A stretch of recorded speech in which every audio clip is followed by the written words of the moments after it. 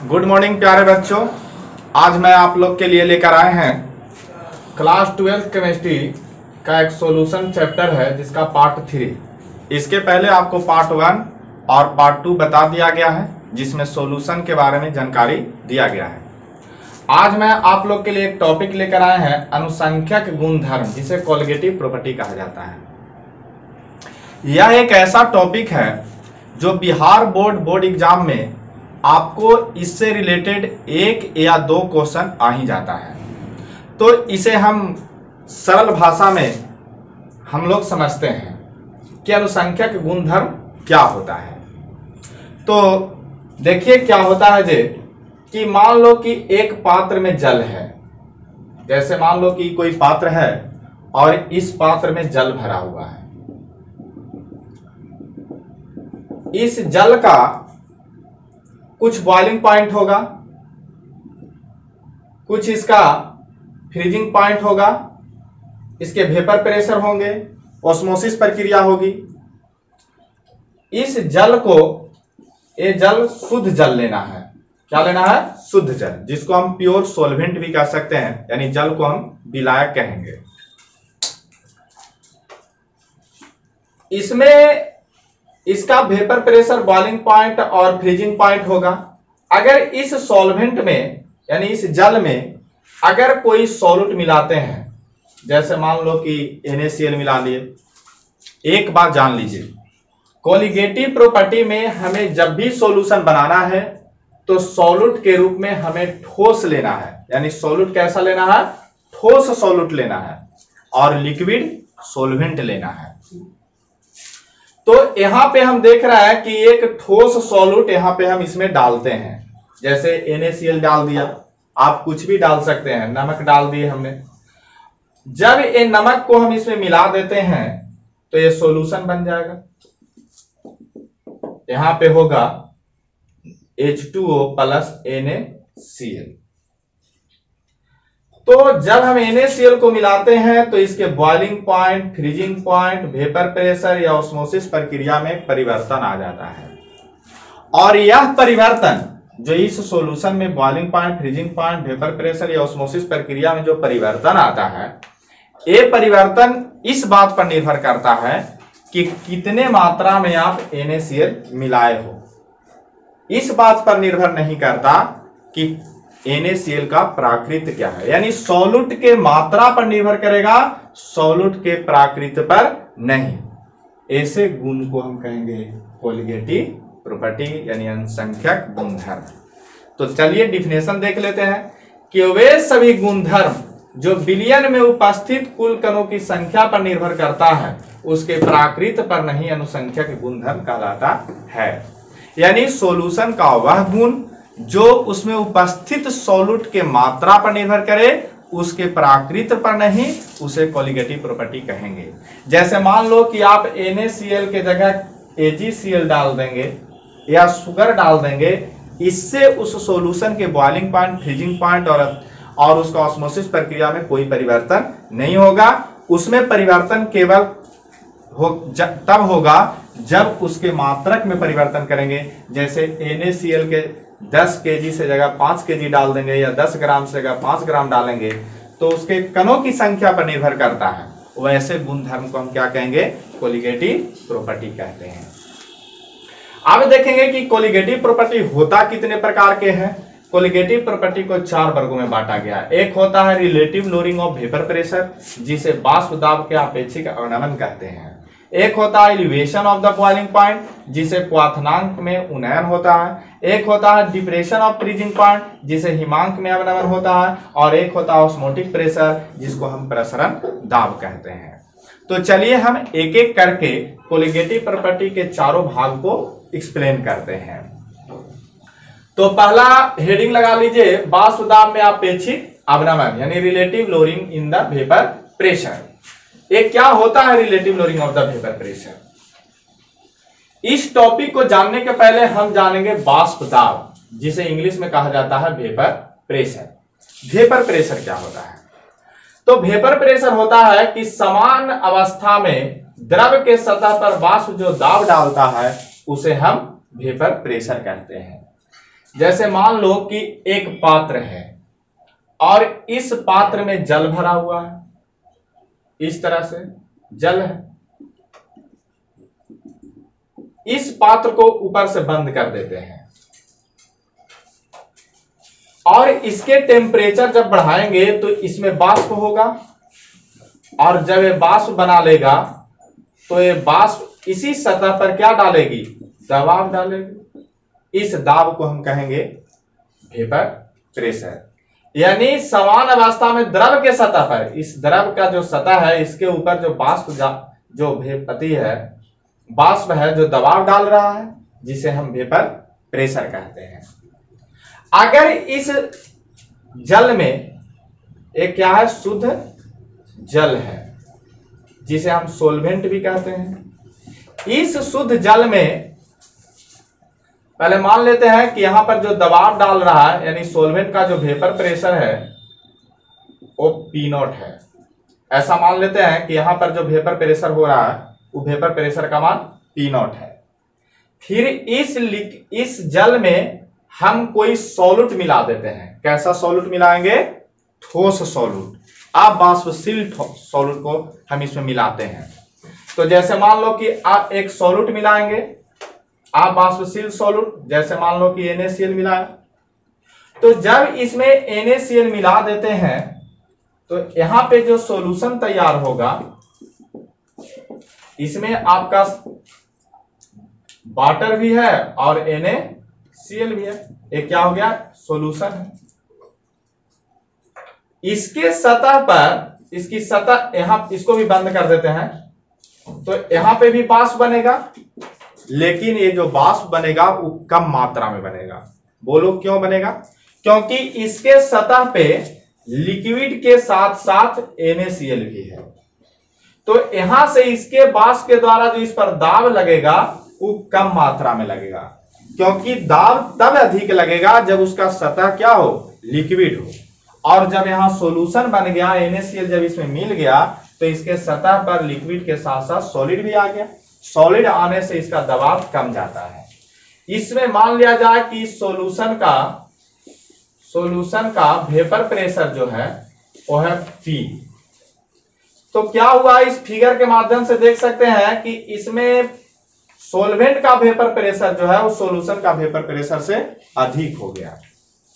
तो lowering of vapour pressure क्या होता है, लोअरिंग ऑफ वेपर प्रेशर किसको कहेंगे, लोअरिंग ऑफ वेपर प्रेशर बराबर होता है P0 माइनस P। यानी सोलवेंट के वेपर प्रेशर और सॉल्यूशन के वेपर प्रेशर में जो अंतर पाया जाता है, यानी जितना की कमी होती है, उसे हम लोअरिंग ऑफ वेपर प्रेशर कहते हैं। ऐसे एक बात और जान लीजिए, अवनमन का मतलब होता है कमी। आप यहां से भी, इससे भी आप अंदाज लगा सकते हैं, अवनमन का मतलब होता है कमी।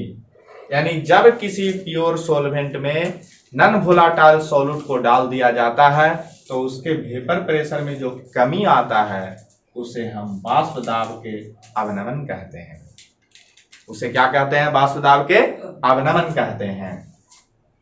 अब है कि जो वाष्प दाब का अवनमन हो रहा है तो यहाँ जल मतलब सोलवेंट के रिस्पेक्ट में हो रहा है, तो इसको हम देखेंगे तो P0 माइनस P और किसके अनुपात में हो रहा है, सोलवेंट के अनुपात में। और सोलवेंट के वेपर प्रेशर को P0 कहते हैं, इसीलिए P0 माइनस P बटा P0 को relative lowering of vapour pressure कहेंगे।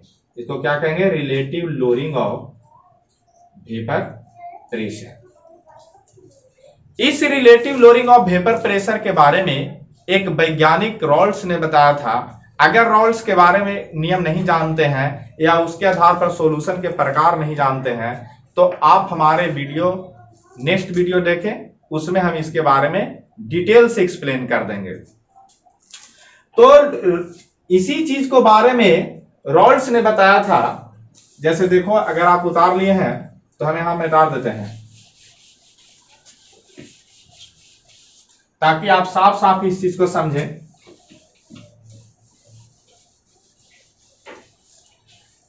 अकॉर्डिंग टू रॉल्स नियम, अकॉर्डिंग टू रॉल्स लॉ, इन्होंने कहा कि relative lowering of vapour pressure जो है यहां पे जो relative lowering of vapour pressure का मान आया P0 माइनस P बटा P0, वो डायरेक्टली समानुपाती होगा मोल फ्रैक्शन ऑफ सॉल्यूट, यानी सॉल्यूट के मोल फ्रैक्शन में कितना परिवर्तन हो रहा है उसके समानुपाती होगा। यानी अगर सॉल्यूट का मोल फ्रैक्शन बढ़ता है तो relative lowering of vapour pressure का मान बढ़ जाएगा, अगर घटता है तो घट जाएगा। इसको जब हम एक्सप्लेन करेंगे तो P0 माइनस P बटा P0 बराबर एक समानुपाती आ जाएगा Kp एक्स सॉल्यूट, यानी सॉल्यूट का मोल फ्रैक्शन। अब देख लीजिए, हमने बताया था कि एक सॉल्यूशन में जो सॉल्यूशन होता है उसमें दो चीज होते हैं, सोलवेंट प्लस सॉल्यूट। जानते हो, साफ साफ लिख देते हैं यहां पे। एक सॉल्यूशन में दो चीज होते हैं, सोलवेंट प्लस सॉल्यूट। और यहां पे Kp जो कांस्टेंट है उसका मान कितना ले लेंगे, अगर हम 1 ले लेते हैं, ऐसे जान लो कि सॉल्यूशन बराबर सोलवेंट प्लस सॉल्यूट हुआ। इसका वेट हमने लिया था W1 और इसका वेट ले लेते हैं W2। इसका मोलिकुलर वेट है M1 है, इसका मोलिकुलर वेट M2 ले लेते हैं। अगर मोल निकालेंगे तो सोलवेंट का मोल को N से डिनोट करते हैं, कैपिटल N से, तो कैपिटल N का मान हो जाएगा W1 बटा M1। और अगर इसका मोल स्मॉल n से डिनोट करेंगे तो हो जाएगा W2 बटा M2। इस चीज को आप ध्यान दीजिए। फिर यहां पे देख रहा है कि इसको हम अलग अलग करेंगे तो O1 माइनस P बटा P0 हो जाएगा, क्योंकि इसको अलग अलग करेंगे तो P0 से P0 कट जाएगी। और इधर हम लोग लिख देंगे एक्स सॉल्यूट का मान N बटा कैपिटल N प्लस N, क्योंकि मोल फ्रैक्शन में हम आपको बताए हैं, आप मेरा प्रथम वीडियो देख लीजिए, उसमें मोल फ्रैक्शन का हम पूरा एक्सप्लेन किए हैं कि सॉल्यूट का मोल फ्रैक्शन होता है N बटा N प्लस N, जहां N है सॉल्यूट का मोल और ये कैपिटल N होगा जो सॉल्वेंट का मोल होगा। इसको जब हम एक्सप्लेन करेंगे तो P बटा P0 बराबर हो जाएगा 1 माइनस N बटा N प्लस N।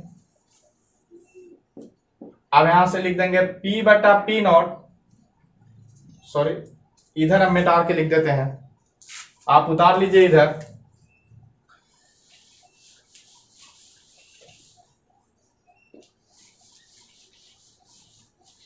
तो यहां से देखेंगे P बटा P0 बराबर 1, यहां से एलसीएम ले लेंगे तो N plus N minus N बटा N प्लस N होगा, यहां से ही कट जाएगा।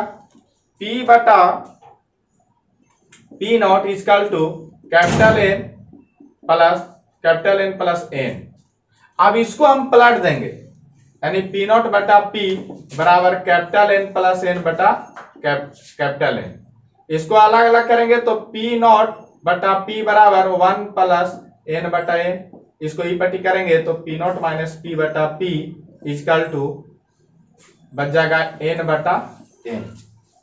अब यहां से मान धर देते हैं तो P0 माइनस P बटा P बराबर A सॉल्यूट का मोल है, N क्या है, मोल ऑफ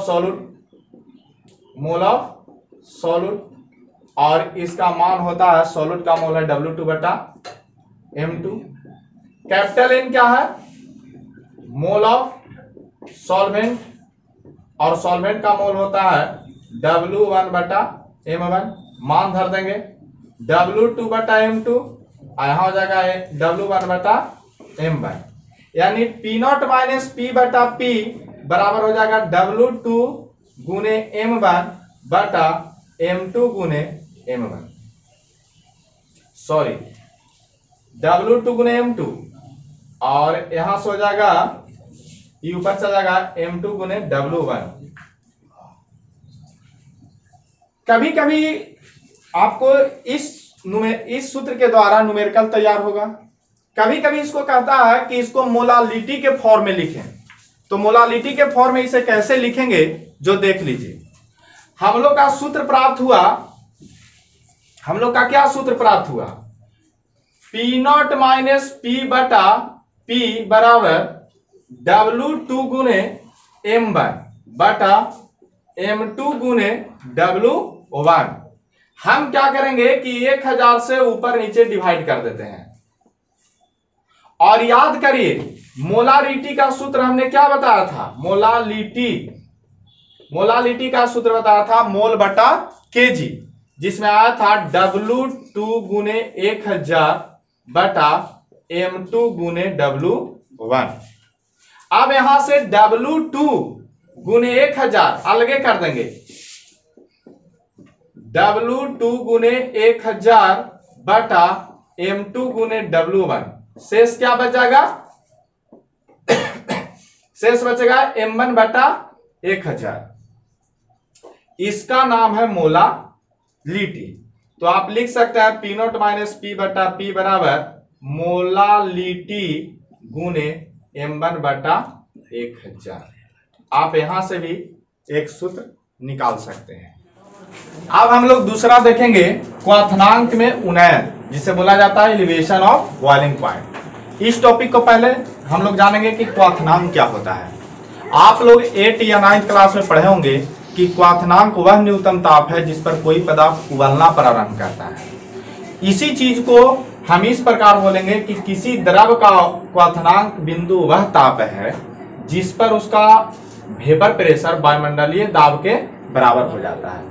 एक चीज जान लीजिए, अगर हम किसी द्रव को या किसी सॉल्यूशन को हम गर्म करते हैं, वो कब उबलेगा, जब उसका वेपर प्रेशर वायुमंडलीय वेपर प्रेशर से ज्यादा हो जाएगा। जब तक ज्यादा नहीं होगा तब तक वायुमंडलीय दाब उसको दाबले रहेगा और उसे उबलने नहीं देगा। तो इसी आधार पर हम आपको बताते हैं, जैसे मान लो कि यहां पे जल है जिसका वेपर प्रेशर है, जल का वेपर प्रेशर यहां पे, ये जल का वेपर प्रेशर है, ये कब उबलेगा।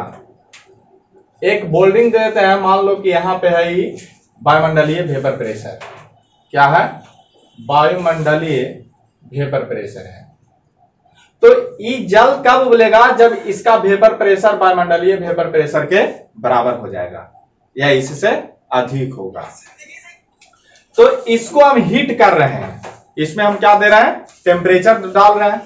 अगर इसको हम टेम्परेचर डालेंगे तो ये टेम्परेचर ऐसे बढ़ते बढ़ते बढ़ते बढ़ते बढ़ते बढ़ते यहां जाएगा, और जब इसका तापमान यानी जब इसका वेपर प्रेशर इसके वेपर प्रेशर के बराबर आ जाएगा वायुमंडलीय वेपर प्रेशर के, तो ये उबलना प्रारंभ कर देगा। और जिस ताप पर उबलना प्रारंभ करता है उसको हम बॉइलिंग पॉइंट कहते हैं। तो यहाँ पे जल है, जल को मान लो कि हम सोलवेंट ले लिया, सोलवेंट एक प्रकार, जल ही एक प्रकार का सोलवेंट होता है। तो मान लो कि इसका बॉइलिंग पॉइंट है T0B। अब क्या करें कि इस जल में, जो यहां पे आप जल है, इस जल में हम कोई नॉन वोलाटाइल सॉल्यूट डाल देते हैं। नॉन वोलाटाइल का मतलब हुआ अवाष्पशील ठोस, जैसे NaCl हो गया, शुगर हो गया, यानी कोई ठोस सॉलिड डाल देते हैं। अगर इस जल में ठोस सॉलिड डालेंगे, जैसे मान लो कि NaCl डाल दिए, तो NaCl डाल देने से हम बताए आप अभी 5 मिनट पहले कि किसी भी सॉल्यूशन में अगर सॉल्यूट को डाल देते हैं तो उसके वेपर प्रेशर में कमी आ जाता है, यानी उस वाष्पन दाब का अपेक्षित अवनमन होता है।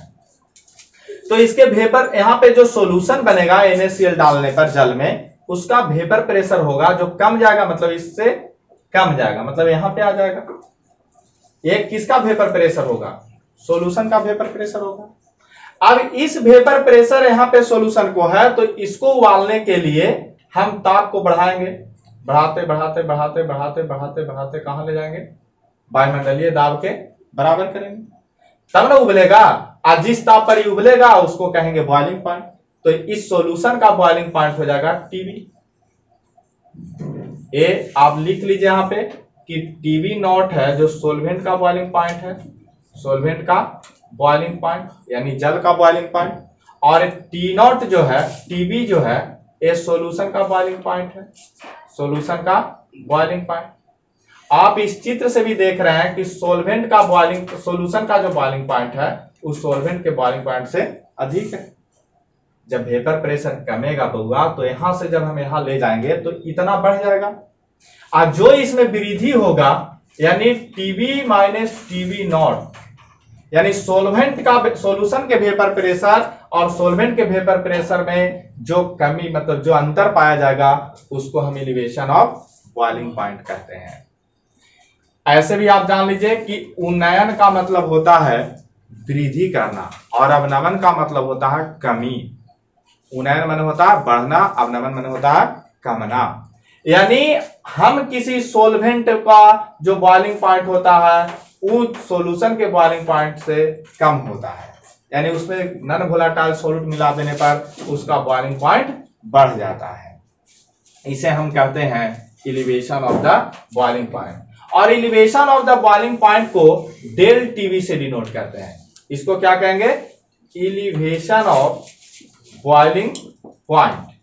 तो आप जान लीजिए कि एलिवेशन ऑफ बॉइलिंग पॉइंट का मान आ जाएगा टीवी माइनस टीवी नॉट। एक बात और जानिए, इसी चीज को रॉयल्स ने बताया। रॉयल्स नामक जो वैज्ञानिक था उन्होंने जो बताया कि elevation of the boiling point का जो वैल्यू होगा डेल टीवी, इसका जो वैल्यू होगा वो किस चीज पर डिपेंड करेगा? वो डिपेंड करेगा मोलालिटी के। वो किस पर डिपेंड करेगा? मोलालिटी पर डिपेंड करेगा, क्योंकि मोलालिटी जो होता है वो मोल ऑफ सॉल्यूट बटा ग्राम ऑफ सोलवेंट होता है। यानी सोलवेंट के और सॉल्यूट के मान पर डिपेंड करेगा, यानी डेल टीवी बराबर समानुपाती होगा मोलालिटी। अब यहां से कांस्टेंट आ जाएगी तो डेल टीवी बराबर केवी इंटू एम। और आप एम के बारे में जानते होंगे, एम क्या है? मोलालिटी है। मोलालिटी निकालने के लिए बताया था कि जैसे कोई सॉल्यूशन है, ऐसे हम डायरेक्ट लिख देते हैं M2 गुने 1000 बटा M2 गुने W1। आप अगर मोलालिटी का इस फार्मूला के बारे में जानना चाहते हैं तो सॉल्यूशन का पार्ट 1 देख लें, उसमें मोलालिटी के बारे में एक्सप्लेन किया गया है। तो यहां से एक सूत्र निकल गया डेल टीवी बराबर केवी गुने W2 गुना 1000 बटा M2 गुने W1। इससे आपको न्यूमेरिकल बनेगा। अब हम इस चीज को एलिवेशन ऑफ बॉइलिंग पॉइंट को एक ग्राफ के द्वारा समझेंगे कि इसका ग्राफ से हम कैसे समझेंगे कि एलिवेशन ऑफ बॉइलिंग पॉइंट कैसे होता है, क्वाथनांक कैसे बढ़ता है, उसका सॉल्यूशन का बॉइलिंग पॉइंट कैसे बढ़ जाता है, सॉल्वेंट के बॉइलिंग पॉइंट में कैसे कमी आता है। तो देख लीजिए, तो इसको एक ग्राफ लेते हैं। जैसे मान लो कि एक एक्सिस लेंगे, बाई एक्सिस एक है एक्स एक्सिस, इस पर हम ताप रखेंगे यानी टेम्परेचर रखेंगे, और यहां पे हम ले लेते हैं दाब यानी वेपर प्रेशर। अब देख लो, मान लो कि यहां पे जल है जिसका वेपर प्रेशर यहां पे है। इस जल को उबालने के लिए और ई लाइन ले लेते हैं हम वायुमंडलीय दाब का। वायुमंडलीय दाब है यानी वेपर प्रेशर ऑफ एटमॉस्फेयर। इस दाब के बराबर अगर इसका वेपर प्रेशर आ जाएगा तो ये उबल जाएगा। तो यहां पे टेम्परेचर है, यहां जल का वेपर प्रेशर है, वाटर का यानी सोलवेंट का। इसके ताप बढ़ाएंगे, ताप बढ़ाते बढ़ाते ताप बढ़ाएंगे तो वेपर प्रेशर भी बढ़ेगा। तो इसको ताप बढ़ाते बढ़ाते बढ़ाते बढ़ाते यहां पे आ जाएगा। आज जब यहां पे पहुंच जाएगा तो उबल जाएगा। आज जिस ताप पर उबलता है उसको हम क्वथनांक कहते हैं। तो ये कौन उबला? इस टेम्परेचर पर, सॉरी इसको थोड़ा सा और कर्व बनाएंगे। यहां जो ये टेम्परेचर आ रहा है ये किसका आ रहा है? सोलवेंट का, क्योंकि जल एक सोलवेंट है। तो सोलवेंट को हम वेपर प्रेशर को T0B लिखते हैं, यानी इतना टेम्परेचर पर जल उबल जाएगा क्योंकि यहां पे वायुमंडलीय दाब के बराबर आ रहा है। अब हम इस जल में कोई नॉन वोलेटाइल सॉल्यूट डाल देंगे। जैसे मान लो कि NaCl इसमें डाल दिए, क्या प्लस कर दिए? NaCl। तो यहां पे जो सॉल्यूशन बनेगा यानी विलयन बनेगा, उसका वेपर प्रेशर कम जाएगा। अभी हमने बताया कि कोई भी सॉल्यूट में, कोई भी सॉल्वेंट में अगर हम सॉल्यूट को डालते हैं तो उसकी वेपर प्रेशर में कमी आ जाती है। तो यहां से कमी होकर मान लो कि इसका मान यहां पर पहुंच गया वेपर प्रेशर। अब इसको खौलाने के लिए, मतलब इसको उबालने के लिए हमको फिर टेम्परेचर देना पड़ेगा। तो टेम्परेचर डालेंगे तो ऐसे ऐसे बढ़ते जाएगा बढ़ते जाएगा बढ़ते जाएगा, यहां जाके उबल जाएगा। तो यहां जो पॉइंट आपको मिल रहा है, ये पॉइंट आपका सॉल्यूशन का बॉइलिंग पॉइंट है। आप ग्राफ से भी देख रहे हो कि सॉल्यूशन का बॉइलिंग पॉइंट सॉल्वेंट के बॉइलिंग पॉइंट से अधिक है। यानी इसको सॉल्यूशन को उबालने के लिए, यानी उबालने के लिए हमें अधिक टेम्परेचर की जरूरत होगी और सॉल्वेंट को कम टेम्परेचर की जरूरत होगा। यानी ये जो अंतर आया आप यहां से यहां जो देख रहे हैं, इसी को कहते हैं डेल टीवी, यानी elevation of the boiling point, यानी क्वाथनांक में उन्नयन। तो इसका वैल्यू हो जाएगा डेल टीवी बराबर TV minus T not be, और इसे बोला जाता है एलिवेशन ऑफ बॉइलिंग पॉइंट। आशा करते हैं कि आपको ये जरूर समझ में आया होगा। आप देखेंगे तीसरा, हिमांक में अवनमन यानी डिस्पर्सन ऑफ फ्रीजिंग पॉइंट। तो देख लीजिए क्या होता है। हिमांक किसे कहेंगे, पहले हम जानेंगे हिमांक। हिमांक किसे कहते हैं? वह ताप होता है जिस पर कोई पदार्थ जमता है, यानी कोई पदार्थ जमना प्रारंभ कर देता है जिस ताप से, उस न्यूनतम ताप को हम क्या कहेंगे? फ्रीजिंग पॉइंट कहते हैं। तो यहाँ पे, या इसको हम ऐसे भी लिख सकते हैं कि किसी पदार्थ का हिमांक वह तापमान है जिस पर द्रव अवस्था का वाष्पन दाब ठोस अवस्था के वाष्पन दाब के बराबर होता है। जैसे मान लो कि देख लो, यहां पे हम जल ले रहे हैं, जल है, इसका वेपर प्रेशर होगा जल का यानी सोलवेंट का, और इसके वेपर प्रेशर, और यहां पर हम ले लेते हैं एक बोल्डिंग बना लेते हैं और इसको लिख देते हैं कि जो बोल्डिंग है ये है आपका किसका है? ठोस अवस्था के वाष्प दाब है। किसका है? ठोस अवस्था का वाष्प दाब है। ठोस अवस्था का वाष्प दाब यानी वेपर प्रेशर। अरे कोई भी ठोस के वेपर प्रेशर के अगर बराबर लिक्विड के वेपर प्रेशर हो जाएगा तो वो भी ठोस हो जाएगा, यानी वहां से जमना प्रारंभ कर देगा। सिंपल सी बात है। तो यहां पे जल है, यानी सोलवेंट के रूप में जल है, प्योर जल। अब यहां से वेपर प्रेशर को हम क्या करेंगे? बढ़ाएंगे। बढ़ाएंगे तो उबल जाएगा, इसको क्या करेंगे? कम करेंगे। तो यहां से इसके वेपर प्रेशर को हम कम करेंगे। तो मान लो कि कम करते करते करते करते करते करते जब उसका वेपर प्रेशर यहां पे आ जाएगा, यानी किसके बराबर आ जाएगा? ठोस अवस्था के वेपर प्रेशर के बराबर आ जाएगा, तो ये लिक्विड जम जाएगा यानी फ्रीजिंग हो जाएगा। और इसको हम डिनोट कर लेते हैं टी नॉट एफ से, यानी किसका फ्रीजिंग पॉइंट है? जल का फ्रीजिंग पॉइंट, यानी सोलवेंट का फ्रीजिंग पॉइंट है। हम यहां पे लिख लेंगे कि टी नॉट एफ है वो सोलवेंट का फ्रीजिंग पॉइंट है। अब क्या करेंगे कि इस जल में हम एक नॉन वोलेटाइल सॉल्यूट मिला देते हैं। बार बार हम बताएं कि किसी सॉल्वेंट के अगर हम नॉन वोलेटाइल सॉल्यूट मिलाते हैं तो उसकी वेपर प्रेशर में क्या होती है? कमी आ जाती है। तो जब हम इसको वेपर मिलाएंगे तो जल का वेपर प्रेशर में अगर मान लो कि इसमें हम एक नॉन वोलेटाइल सॉल्यूट NaCl मिलाएंगे तो इसकी वेपर प्रेशर कम जाएगी, यानी यहां पे आ जाएगा वेपर प्रेशर किसका? विलयन का। कौन विलयन? जो H2O प्लस NaCl से बना है। अब इस विलयन के वेपर प्रेशर को हम क्या करेंगे? कम करेंगे। तो इसके वेपर प्रेशर को कम करते करते करते करते करते जब हम लाएंगे इसके वेपर प्रेशर के बराबर, तो ये विलयन कुछ हो जाएगा, जम जाएगा। अब मान लेते हैं, इसको हम डिनोट कर लेते हैं TF से, यानी TF जो है उस सॉल्यूशन का क्या है? फ्रीजिंग पॉइंट है। आप चित्र के माध्यम से देख सकते हो कि सोलवेंट का जो फ्रीजिंग पॉइंट है वो अधिक है, यानी इसको जल को अधिक ठंडा करना पड़ेगा, और अगर जल में नमक मिला देते हैं तो उसको कम ही ठंडा करेंगे तो जम जाएगा, यानी इसका फ्रीजिंग पॉइंट कम होगा। अब है कि इन दोनों में जो अंतर पाया गया, माने इसमें जो अंतर पाया गया, यहां से देख रहे हो जो अंतर पाया गया, यानी TF नॉट माइनस TF को हम कहते हैं हिमांक में अवनमन। यानी सोलवेंट का फ्रीजिंग पॉइंट सॉल्यूट के वेपर फ्रीजिंग पॉइंट से अधिक होगा, और उसमें जितना अधिक होगा यानी जो उसमें अंतर पाया जाएगा उसको हम कहेंगे हिमांक में अवनमन। और हिमांक में अवनमन को डिनोट करते हैं डेल TF से, इसको कहेंगे elevation of the sorry depression of the freezing point, यानी हिमांक में अवनमन। तो हिमांक में अवनमन का मान हो जाएगा T not F minus T F, इसको कहेंगे हिमांक में अवनमन। इसी को रॉल्स नामक वैज्ञानिक ने बताया कि हिमांक में अवनमन का जो मान होगा वो डायरेक्टली समानुपाती होगा मोलालिटी के।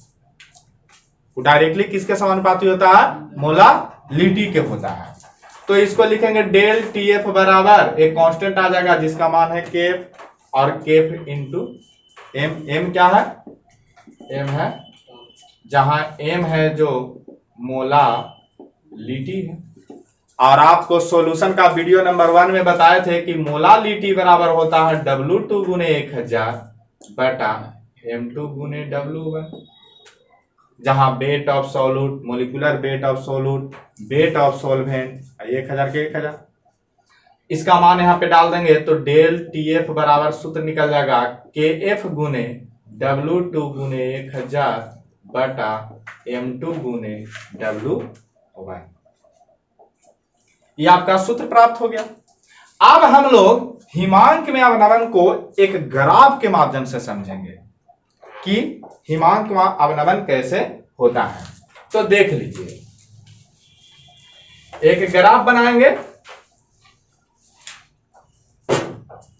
जैसे मान लो कि यहां पे ले लेते हैं वेपर प्रेशर और इस पर ले लेते हैं टेम्परेचर। इस पर लेंगे वेपर प्रेशर, इस पर क्या लेंगे? टेम्परेचर ले लेंगे। ये बाई एक्सिस पर वेपर प्रेशर ले लेते हैं और ये एक्स एक्सिस पर हम लोग टेम्परेचर ले लेते हैं। टेम्परेचर ले लेते हैं, ताप सीधे सीधे लिख देते हैं।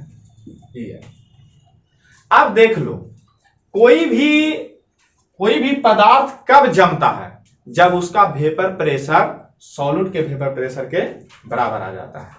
हम यहां पे ले लेते हैं सॉल्यूट का वेपर प्रेशर, यानी ठोस अवस्था का VP यानी वेपर प्रेशर। देख लीजिए, यहां पे हम लेते हैं जल यहां पे ले लिए। ये जल का वेपर प्रेशर है। यहां पे जल का क्या है? वेपर प्रेशर है। तो जल के वेपर प्रेशर को हम क्या करेंगे? कम करेंगे। कम करने के लिए टेम्परेचर कम करना पड़ेगा। तो टेम्परेचर को कम करेंगे तो वेपर प्रेशर कमेगा। ध्यान दीजिएगा, टेम्परेचर को जब कम करेंगे तो वेपर प्रेशर को जी करेगा, कमेगा। कमते कमते एक ऐसा बिंदु आ जाएगा जहां पर इसके बराबर हो जाएगा। और इसके जब बराबर हो जाएगा तो वो जम जाएगा, यानी उसका वो कुछ ही आ जाएगा, फ्रीजिंग पॉइंट आ जाएगा। तो यहां पर इस बिंदु पर किसका फ्रीजिंग पॉइंट आ रहा है? जल का, यानी सोलवेंट का फ्रीजिंग पॉइंट। और सोलवेंट के फ्रीजिंग पॉइंट को हम टी नॉट एफ से डिनोट करते हैं। अगर हम इस जल में कोई नॉन वोलेटाइल सॉल्यूट डालते हैं, इस जल में क्या डाल देंगे? Non volatile solute. तो फिर वही बात कि अगर कोई जल में नॉन वोलेटाइल सॉल्यूट डालेंगे तो उसके वेपर प्रेशर में क्या आ जाएगी? कमी आ जाएगी। तो यहां पे NaCl डाल देते हैं। मान लिया जाए कि इस जल में, तो NaCl डालने पर जो सॉल्यूशन बनेगा, मान लो कि यहां पे सॉल्यूशन बना, तो यहां पे बन गया सॉल्यूशन है। ये हो गया कुछ विलियन। अब विलियन का वेपर प्रेशर कम जाएगा, आप जान ही रहे, इससे ही कम जाएगा वेपर प्रेशर। इसको जमाने के लिए क्या करना पड़ेगा? इसको जमाने के लिए हम इसके टेम्परेचर को कम करेंगे। टेम्परेचर को जब कम करेंगे तो कम करते करते करते करते क्या हो जाएगा? करते करते करते करते एक वैसा स्थिति आवेगा कि इसके बराबर हो जाएगा। बराबर हो जाएगा ना ठोस के। आज जब ठोस के बराबर हो जाएगा तो ये कुछ हो जाएगा, जम जाएगा। यहां पे किसका, आज जिस ताप पर कोई जमना प्रारंभ कर देता है उसको हम कहते हैं फ्रीजिंग पॉइंट। तो ये किसका फ्रीजिंग पॉइंट आ गया? सॉल्यूशन का फ्रीजिंग पॉइंट आ गया। इससे तुमको क्या पता चल रहा है कि सोलवेंट का फ्रीजिंग पॉइंट ज्यादा है, सॉल्यूशन का फ्रीजिंग पॉइंट कम है। इसमें जो अंतर पाया जाता है बउआ, इसी को हम डेल TF कहते हैं, यानी हिमांक में अवनमन कहते हैं। और इस हिमांक में अवनमन कितना होगा? तो del T not F minus del TF होगा। इस ग्राफीय विधि से भी आप समझ लिए कि हिमांक में अवनमन क्या है। आप लोग को सॉल्यूशन का एक पार्ट 4 में एक पार्ट 4 बनाएंगे जिसमें आप लोग को ऑस्मोटिक प्रेशर के बारे में बताएंगे और उसके बाद आप लोग को इन सभी टॉपिकों से रिलेटेड न्यूमेरिकल बताएंगे एनसीईआरटी का। तब तक हमारे वीडियो को देखने के लिए अगर आप चैनल को सब्सक्राइब नहीं किया है तो सब्सक्राइब, लाइक और शेयर जरूर करें। Thank you.